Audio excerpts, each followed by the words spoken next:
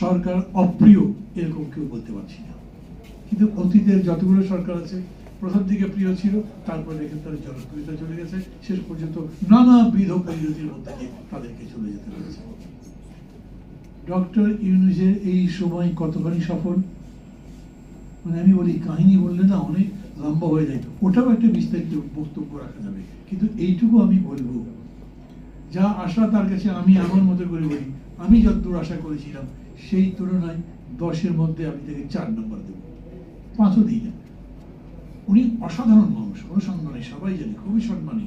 এবং ওনার কোনো ধান্দা নেই, ক্ষমতায় টিকে থাকবেন সেরকম চিন্তা নেই, কোন রকম ষড়যন্ত্র করছেন না, কথাগুলো যেগুলো বলেন সেগুলো বিশ্বাস থেকেই বলেন এবং সেটা আচরণও করেন। এই যে মুক্তভাবে কথাবার্তা বলতে পারছি, প্রতিদিনই বলেন, কোনো জায়গাতে সুযোগ পেলি আপনারা কথা বলেন, আমাদেরও সমালোচনা করেন, সমালোচনা না করলে আমরা সংশোধিত হবো কিরকম করে, এবং